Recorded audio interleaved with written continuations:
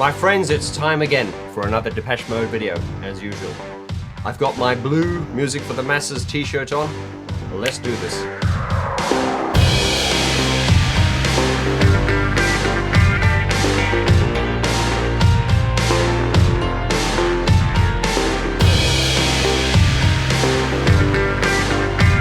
Hi guys, and welcome to Piano and Keyboard Artist, where we discuss the artists related to pianos, keyboards, and synthesizers.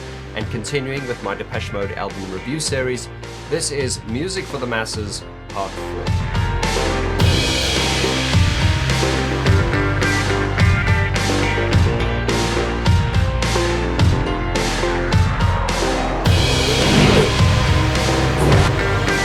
So, just a brief recap. In parts 1 and 2, we talked about Music for the Masses, a little bit of history.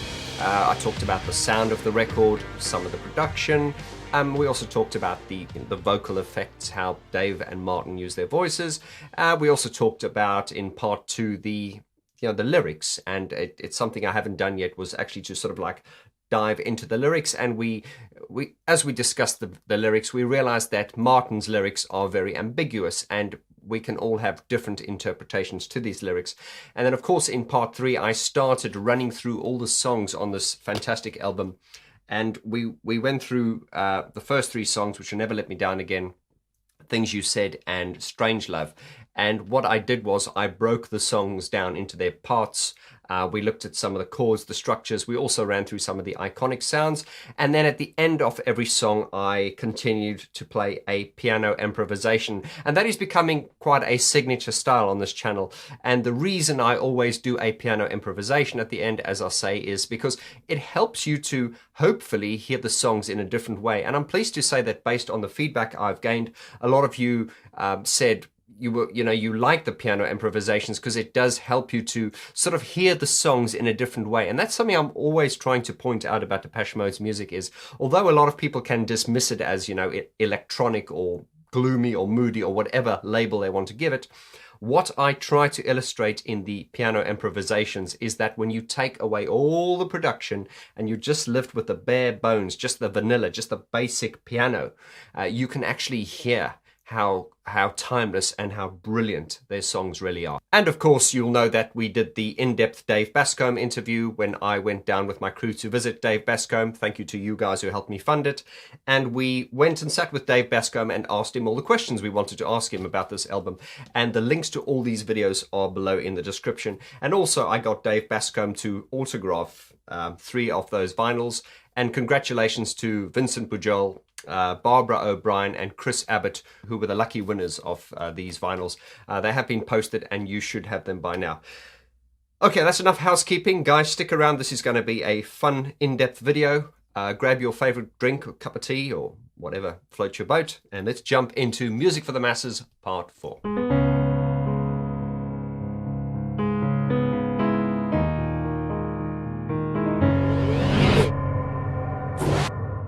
Track 4 is Sacred, and this is the first, I would say, sort of album track.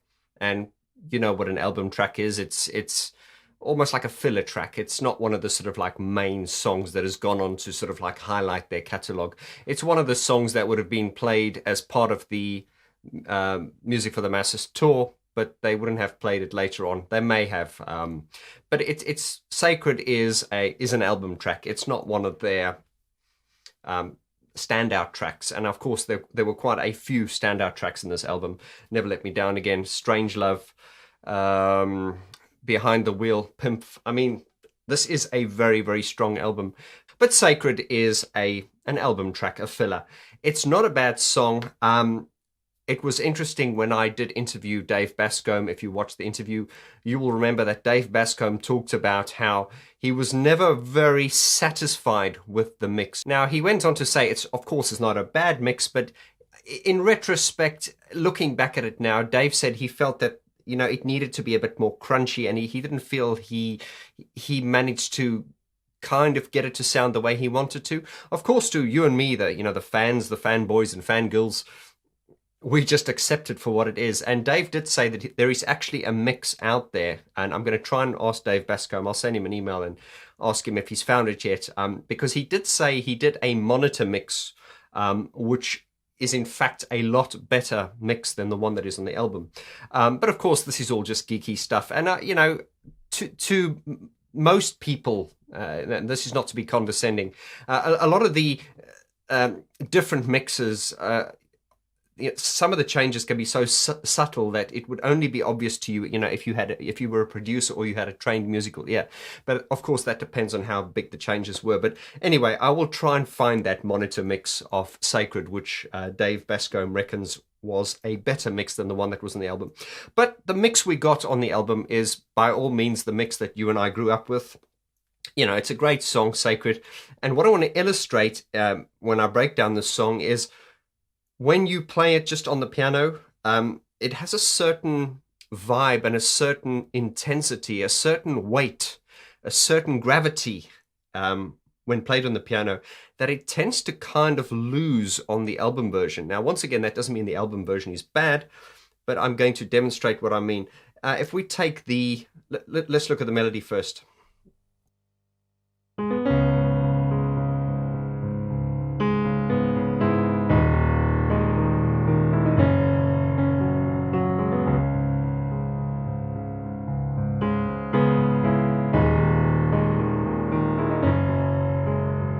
Can you feel the gravity of that? It just has a real. It's a very stern is the word, but it has a gravity, and once again, it's very difficult to put these emotions into words. But if we listen to the actual sound that was on the record, which is.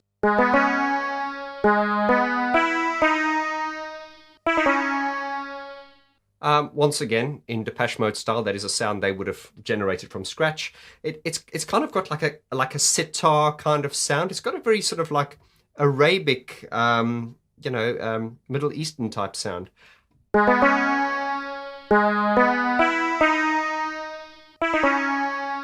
And there's kind of like a pad sound to sort of help sustain it. But anyway, that is the sound they use in the record. But what I'm trying to point out to you is if you listen to it just on the piano, listen to the gravity of it.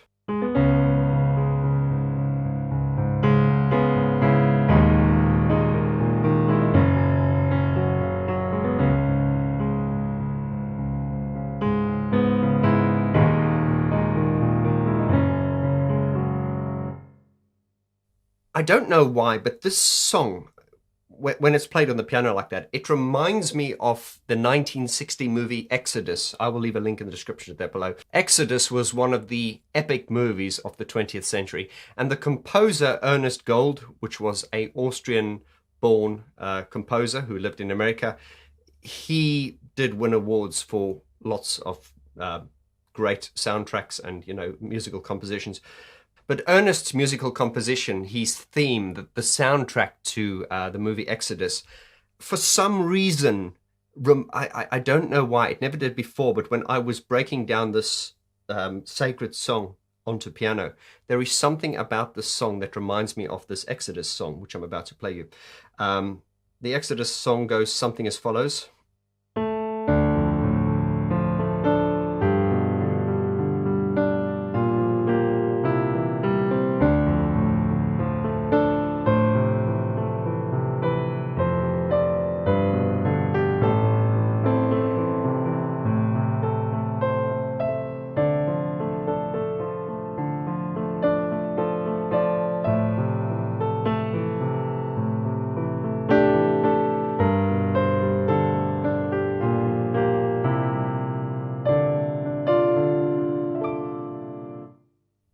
Of course, that's just my interpretation of the song. It's not a note-for-note reflection of it.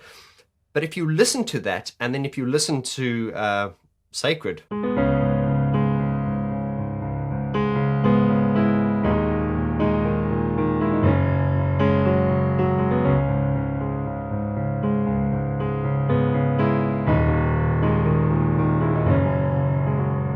Of course, it's an entirely different melody, but there is something similar. I don't know what it is.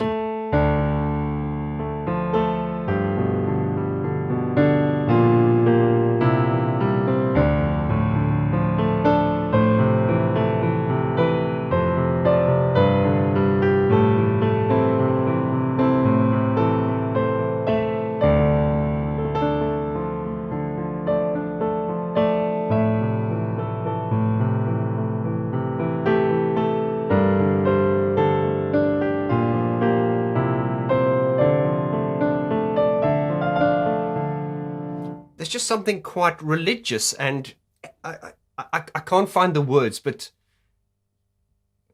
Martin's song, Sacred, in that form, that it just reminds me of Exodus. And this is the fascination of music, is certain things can make you think of other things, but you have got no reason why. And getting very philosophical, as I tend to get on these videos, sometimes we do not have the vocabulary to describe emotion, because I always said emotion is much bigger than vocabulary.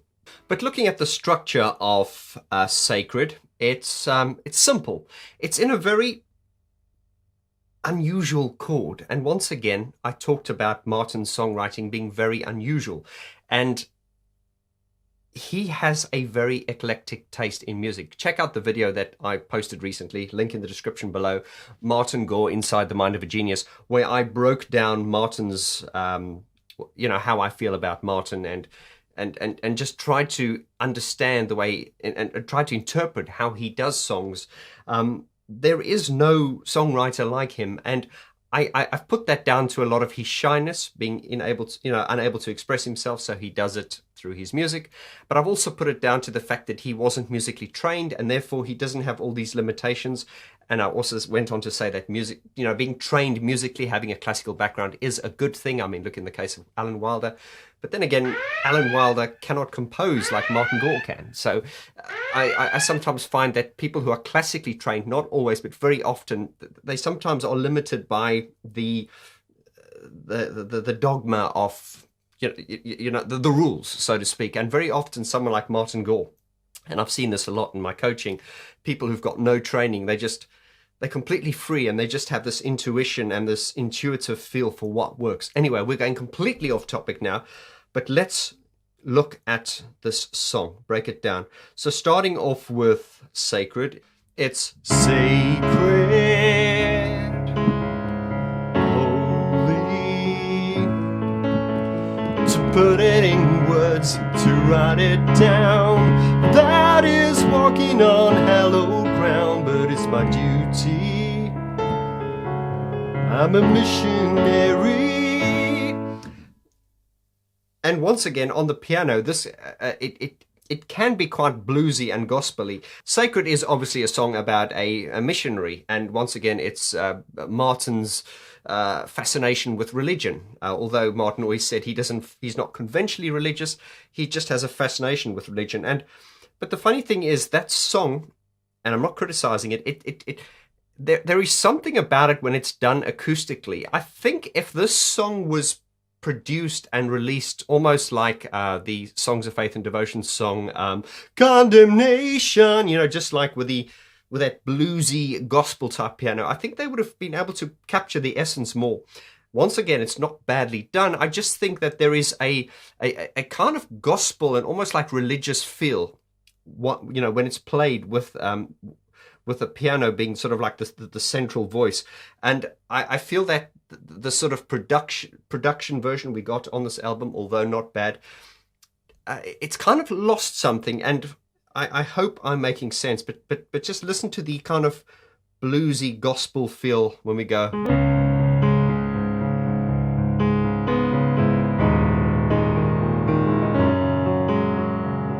It's got a really sort of gospel kind of feel.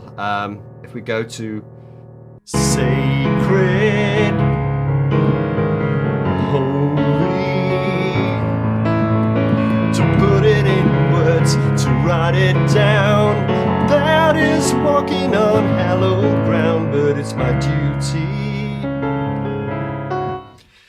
Okay, I'm kind of overplaying it now, getting just to sort of emphasize the kind of gospel thing. I'm kind of playing like Peter Gaudino now, and I think Peter Gaudino would actually do a great version of the song, because as I say, on the record it seems to have lost that really religious feel, despite the fact that it does have these kind of like choir samples.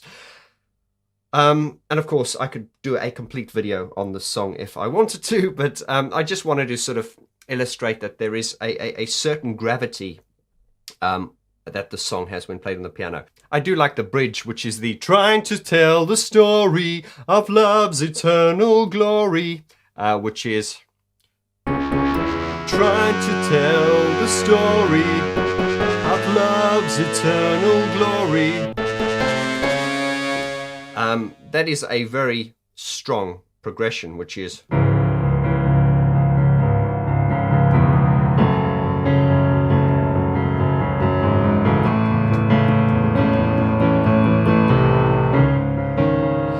this stern is the word. It does kind of remind me of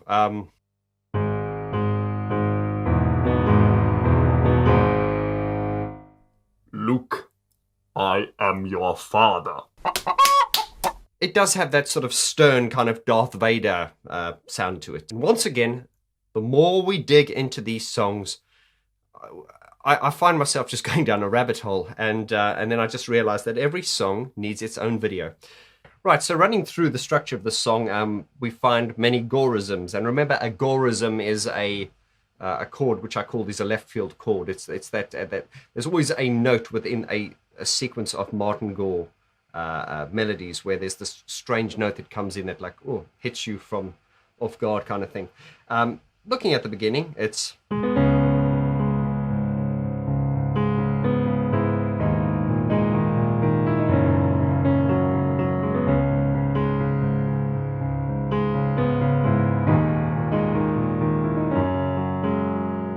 getting onto the first verse where it's the so here is my confession, it's an obsession, I'm a firm believer.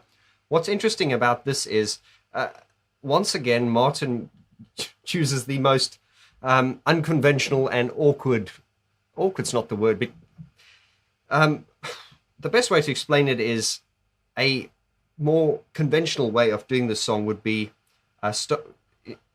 going like this. So here is my confession, it's an obsession, I'm a firm believer.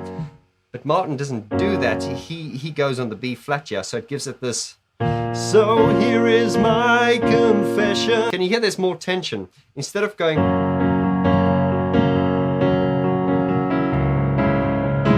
that's conventional, and then there's Martin, which is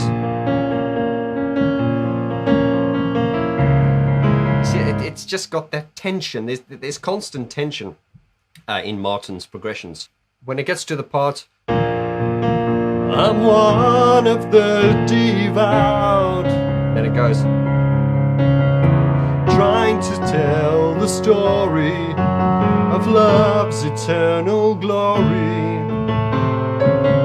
Then it's back to sacred, and then holy. And then some of the original sounds are sacred, holy.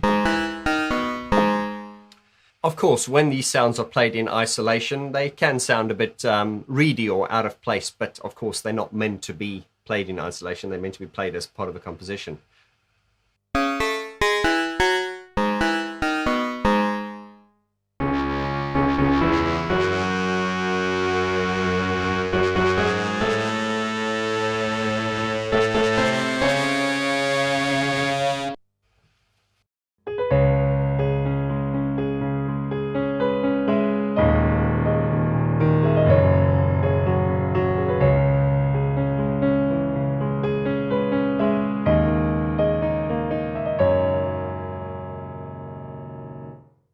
Once again, I just think this song just really needed sort of like an open, simplistic, like a piano-led. It just helps it breathe more. A little bit like Agent Orange.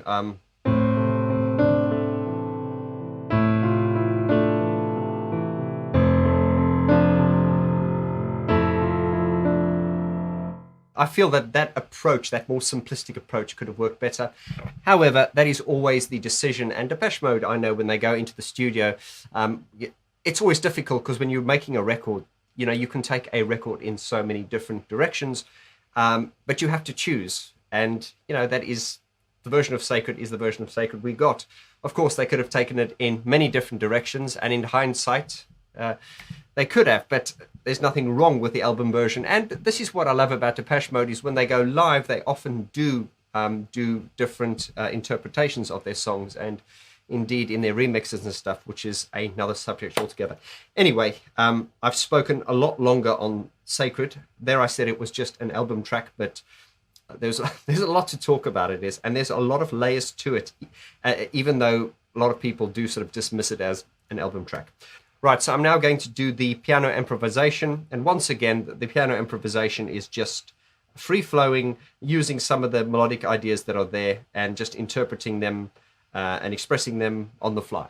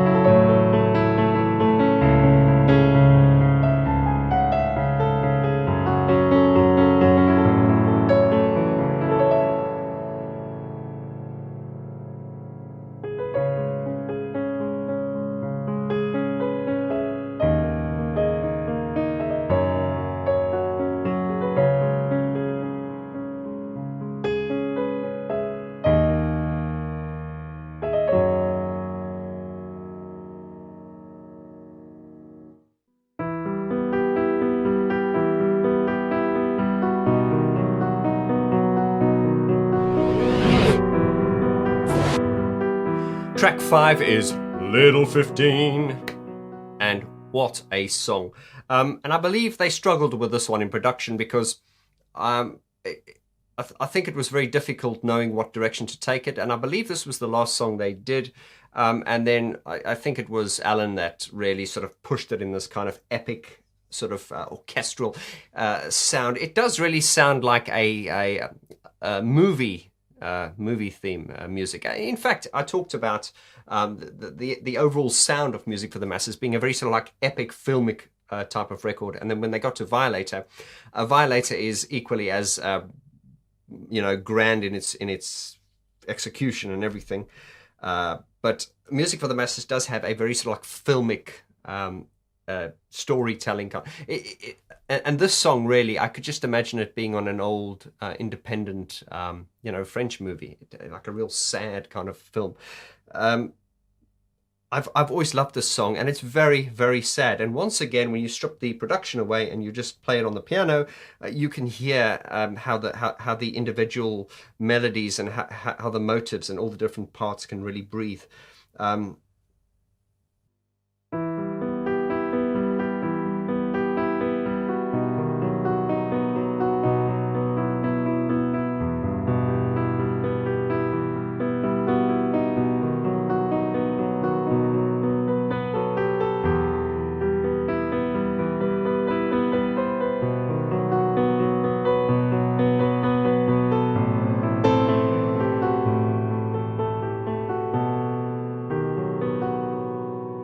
It's just very, very haunting. What's fascinating about this song is the way it changes keys. And the question I have, I'm going to demonstrate the key changes now, but one of the questions I have is, were the key changes done by Martin, or did Alan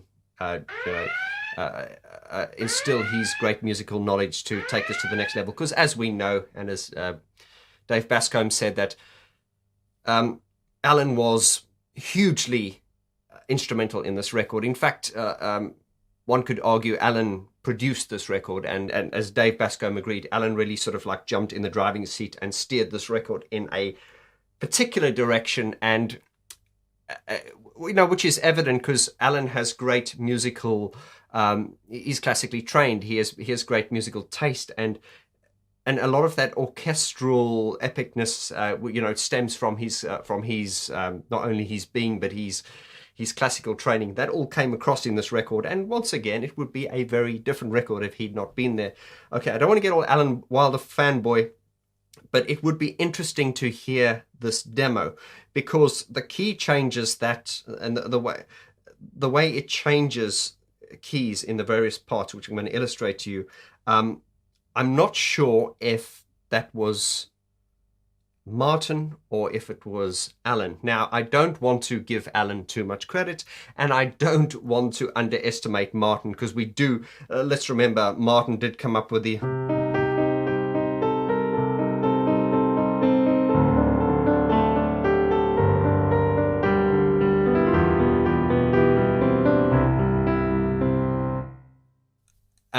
and, tons of other melodies. I mean, and just think of Pimp. I mean, what an incredibly strange, odd musical composition. And then once again, like I said earlier in this video, understand that Martin is not classically trained. And Alan is classically trained, but Alan cannot compose to the level that Martin can. I don't think he can. I mean, okay, let me rephrase that. Alan's strength, to me, is taking something that already exists and making it better. Alan, to his own admission, is not a songwriter. He did say that he just doesn't like writing songs. He is a master of composition, sort of like, I mean, if we listen to Recoil, and I'm going completely off track now, Recoil is very much the music for, as I call music for musicians. I like it, I enjoy it, but the structure, a Recoil song can start here and it can finish there. There's not very often a sort of like a conventional structure or a repeating motive or melodic part that can hook the listener in.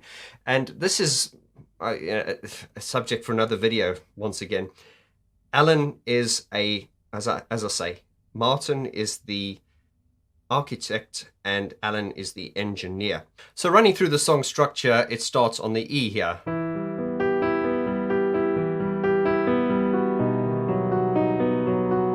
And then the melodic part is Little 15.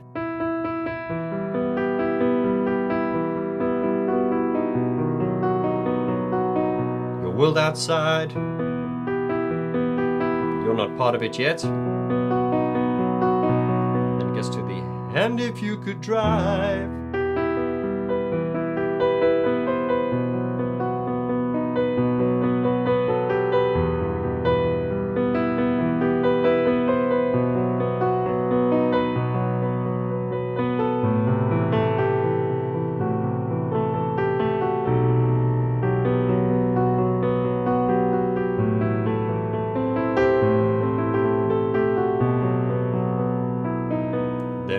Little 15, and then you've got this melodic part here.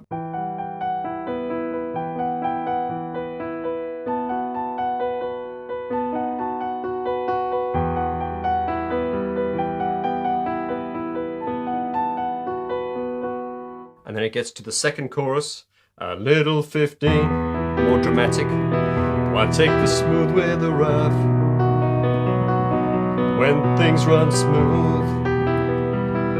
Already more than enough. And she knows your mind is not yet in league with the rest of the world and its little intrigues. Do you understand? Do you know what she needs? As time goes by, and when you've seen what she's seen, you will. Now, here comes a key change. It goes to.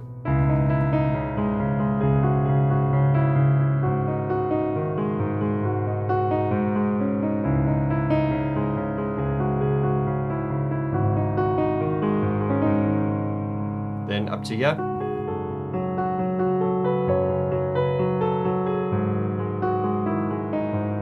again.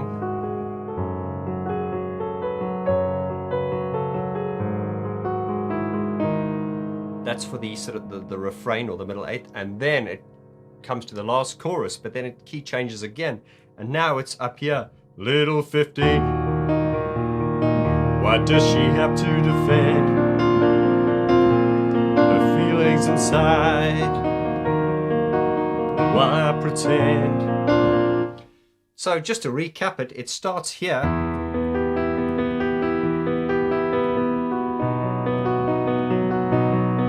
And then when it gets to the bridge of the middle eighth, it goes.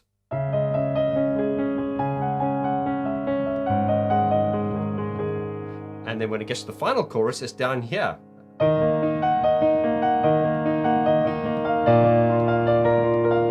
So to sum it up even further, it starts here.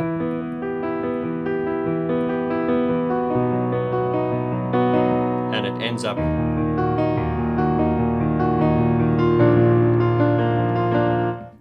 which is very unconventional, because usually with the traditional way of key changing, usually you sing in a key and then you get to the last chorus and it's key change, next line, musical theatre.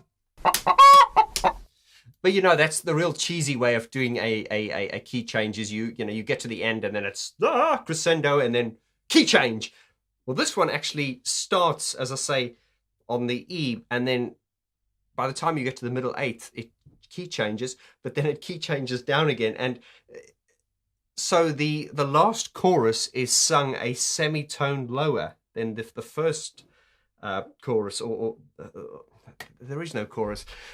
Strange structure. The last line is sung a semitone lower than what it is done the first time. Martin, you're a strange man. Once again, when I do the piano improvisation, you will just sort of hear the hauntingness of this. Once again, it's when you strip these songs down into their simplest forms that it really emphasizes the beauty and these songs are gorgeous. They just really, really are. Right, this is the piano improvisation.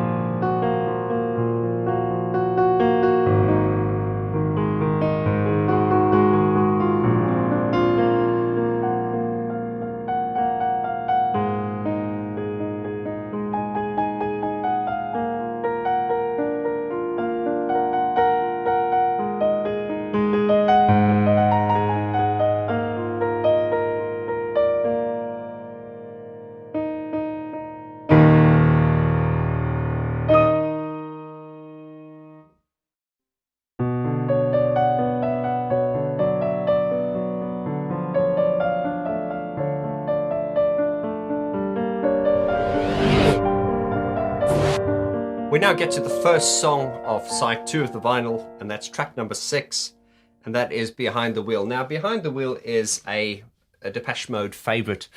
Nothing more to say than that. It's just an incredibly powerful song. Production-wise, when you look at this, I've always talked about this song having a very claustrophobic type sound. The production of this song is very open. Tempo-wise, it's very slow, like many Depeche Mode songs, and it has a very claustrophobic sound. If you look at the notion behind the song, it's this driving in a car, my little girl, drive anywhere, do what you want, I don't care. It's submission, it's giving into someone, and it's just Dave Vaughn sitting in the passenger seat and telling this girl to take him anywhere she wants. And, and there are a lot of sexual innuendos within that as well. It's not only physically being in a car. It could be having someone dominate you sexually or just take control. But in the production of this song, the fact that there's no hi-hats and cymbals does sort of further emphasize that claustrophobic feel. And once again, being inside a car as well can be a very claustrophobic thing. So once again, there are many different interpretations and meanings to the song. But as Dave Bascomb laughed when they came into the studio, and the first time he met them, it was like, okay, we never create, we are Depeche Mode. We create every sound from scratch. We don't use presets, we don't use guitars, and we don't use hi-hats. And I remember Dave Bascomb going, don't use hi-hats. And if you think of Behind the Wheel now, just the fact that there are no sort of hi-hats and crashes and cymbals and it does give it that real claustrophobic sound. Because listen to Behind the Wheel. It's got that real sort of straightforward, simplistic 4-part looping bass line, which is...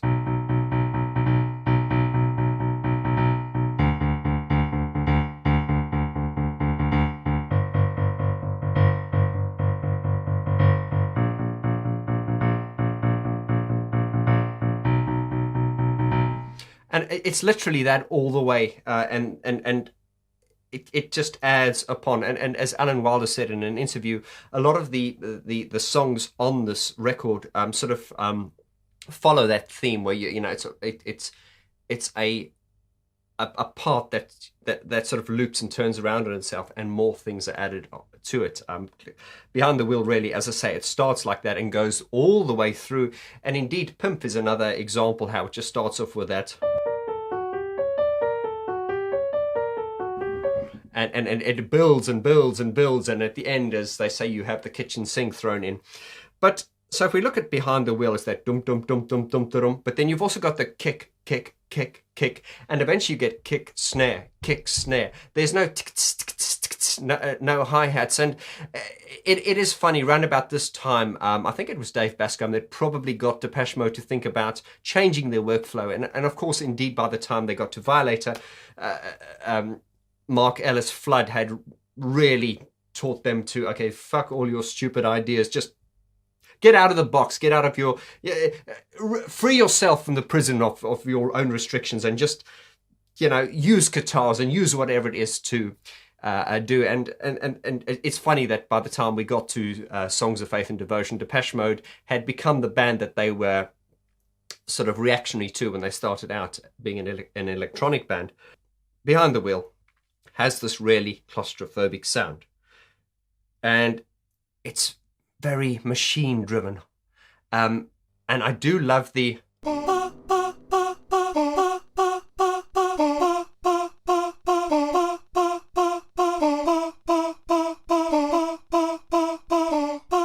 Now, I did ask Dave Bascomb, is that Martin's voice? Because I always thought that sounded like Martin's voice. And it is, actually. He said that was Martin's voice sampled. So, as you know, it would be sampled. So he'd take a microphone and he'd go, ha, or ha.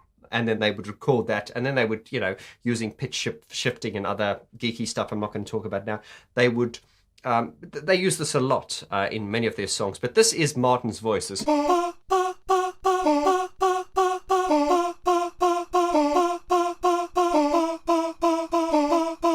that is a really iconic part of the song, as is this melodic part.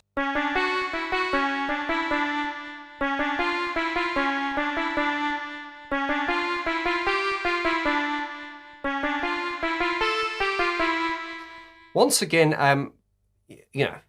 heaven only knows how they created these sounds. You know, they created from scratch. But this is a kind of like a sitar kind of sound. Once again, that really sort of like, I don't know, a real sort of Middle Eastern type sound.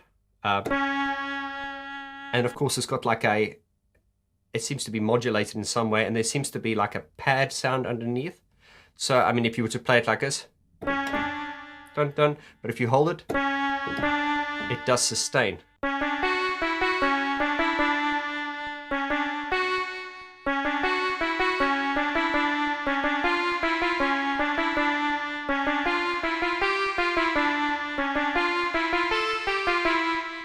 Of course, Alan Wilder, being the show-off he is, he would actually, if you watch him on the videos, on the live performances, you watch where his hands are. His left hand is sort of at the bottom of the keyboard, yeah, and he's going...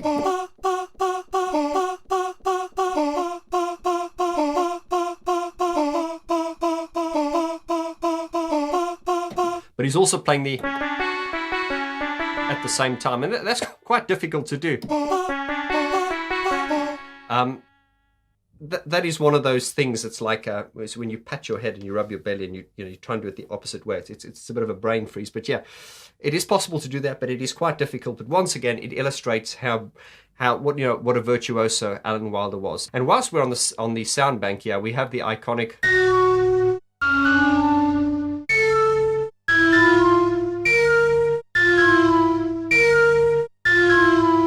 Now that is actually on my Alan Wilder sound bank, but I have actually seen Fletch in live performances.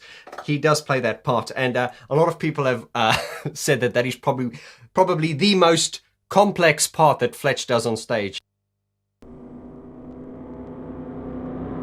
Alongside this car sample as well.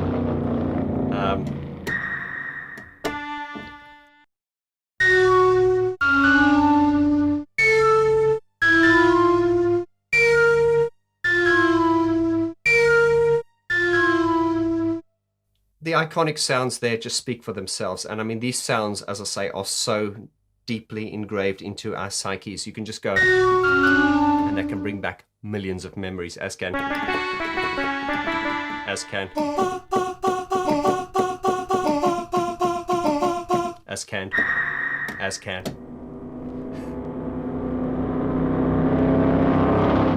Yep, Martin, that's my part. Why is it on Alan's keyboard? That's my part. Oh, little girl. I'm playing that. Right, so looking at Behind the Wheel as far as structure goes, it simply just starts on the B minor and it's my little girl. Then to the D minor, drive anywhere. And then to this G minor, do what you want. And to the B flat, I don't care. And I talked about in previous videos how Dave is singing his deep baritone and Martin is singing his high tenor. So it's my little girl, drive anywhere, do what you want, I don't care. And Martin is my little girl, drive anywhere, do what you want, I don't care tonight. And remember, that's the iconic Depeche Mode sound. Dave Vaughn just giving this round, direct tone, and Martin doing the light head voice. Gave it that really, really iconic Depeche Mode sound. So, if we play Dave's part with the thumb, his vocal, and Martin's vocal with the pinky, we get...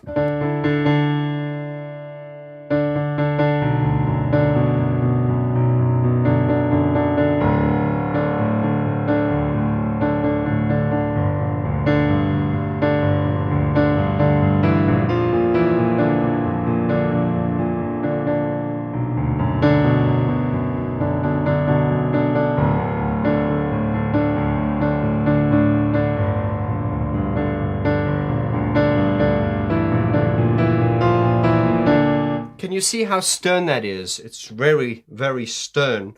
And the sternness of it can be illustrated when it is played just on the piano. And of course, there are all those iconic little parts, which are...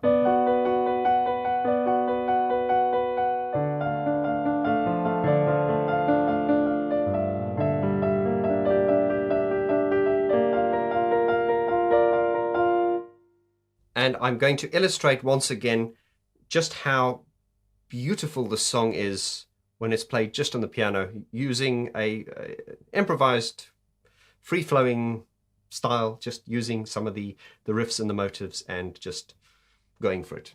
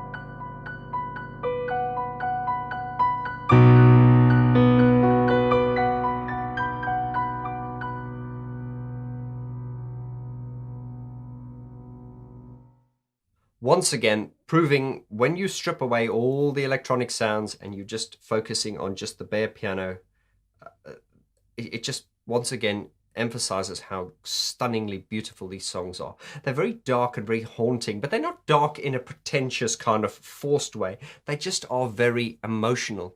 And this comes back once again to Martin's really eclectic taste in music. Right, my friends, and now it's up to you. This is part 4. In part 5, I'm going to be talking, we're going to deviate a little bit from the album, but I want to talk about the Strange VHS video series that Anton Corbijn did. And that was shot as a series of music videos for the Music for the Masses album. It was very art house, very low budget looking, and it was great. It really suited the album very well. And then also on that part 5, I also want to talk about the B-sides and some of the singles. And then on part 6, we will do the last 4 tracks of this album, and I will once again talk through every song, and I will do a piano improvisation at the end of each song, and then I will finally give the album a review and a rating, and that will conclude the Music for the Masses album review as we prepare for Violator. And my friends, the rest is up to you. Please leave your comments below. Let me know anything you would like to say about this album review series, or anything you would like to say about Music for the Masses. If this is your first time to my YouTube channel, I'm welcoming you with open arms, and I'm inviting you to please join this positive community. Hit that like button, please hit the subscribe button and join this community. I also have a Facebook group which is now celebrating its 1-year anniversary, so please join that Facebook group. The Facebook group is a members only group, so please answer the questions below, and my admins will hopefully grant you access to the group. I'm also on Twitter and I'm also on Instagram. And for those of you who are really into what I'm doing and want to support the channel, I'm also on Patreon. All the links are below in the description, and all the links to the videos on the Dave Bascomb interview as well as the previous album review series, all those links are in the description below. My friends, thank you so much. I once again appreciate you all so much, and I look forward to seeing you on the Facebook group, in the Patreon page, on Twitter and Instagram, and indeed here on YouTube when we continue with the album review series. Adios.